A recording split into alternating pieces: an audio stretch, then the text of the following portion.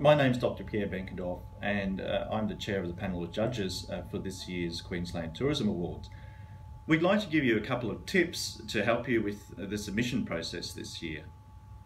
The Tourism Awards are not just an opportunity to showcase your business, they're also a great opportunity to develop your business and to help you with your planning, because the structure and the key questions on the Tourism Awards are all the things that you should be thinking about when it comes to planning and development. So we would encourage you to think about this as a business development and a planning tool first of all. So the top 5 tips, our first tip would be to allow yourself plenty of time. The tourism submission can take a while to put together, and we often notice as judges when we're reading that submission that the last 2 questions are not particularly well answered, and we think this is because people have run out of time and rush those last 2 questions. So leave yourself plenty of time. You need time to collect the evidence and to think about the best way to put that evidence together and to tell a story.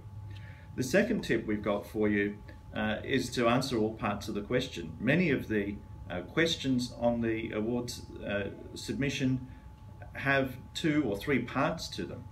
For example, one of the questions for tourist attractions is to describe the innovations that have taken place during the qualifying period and to demonstrate how these innovations enhance your tourism business. So sometimes people talk about the innovations, but they don't talk about what the outcomes are and how those innovations have enhanced the business. So look at each part of the question and try to answer each part of the question.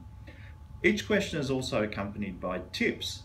So a lot of thought's gone into these tips, but it's surprising how many people don't seem to pay any attention to those tips. So also pay attention to the tips. The third tip that we've got for you is to support your answers with evidence. And I've spoken already a bit about evidence. There are lots of different ways in which you can provide evidence. It's very easy to make a claim, but more difficult to back up that claim with evidence to really convince the judges. So when we talk about evidence, we mean things like key performance metrics, indicators, any economic impact data, the number of people that you might employ, the impact that you're having on the local economy, sustainability indicators, photos and pictures that showcase your product, testimonials from guests or visitors or other key stakeholders, suppliers, other people that work with you, external accreditation, or even examples or many case studies that you can use to illustrate how a process or an innovation works in your business. Those are all examples of evidence that we see. Sometimes in the submission, people will also talk about activities that happen outside of the qualifying period. So it's worth remembering that your award submission covers a 1-year qualifying period, and it's really important to try and stay within that qualifying period.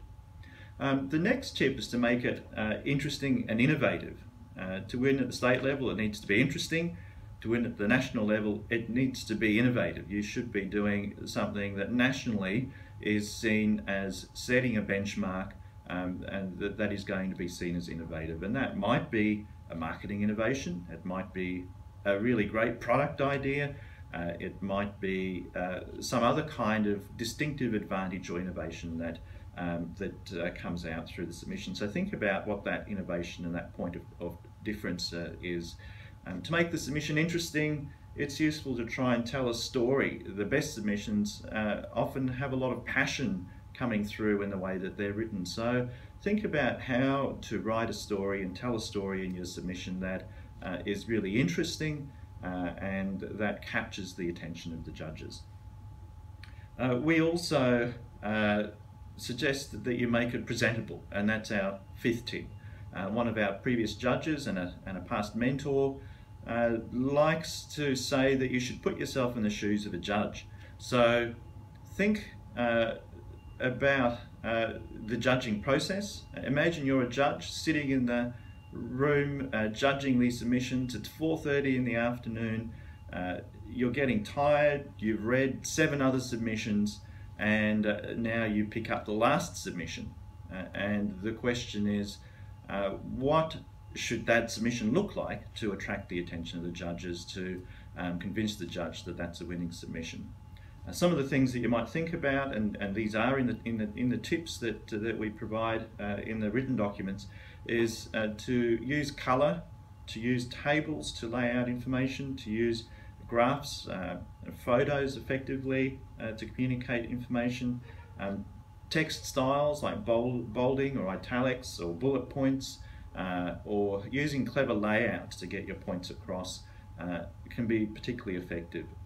Tables are particularly important for certain questions. So for example, one of the questions in most of the categories is to provide an overview of the key features of your business plan, including the goals, strategies and outcomes. So you might use a table and set up the columns so that they talk about goals and strategies and outcomes, so we can clearly see the alignment between all those three things. So those are our 5 tips. I hope they are useful in helping you prepare the submission.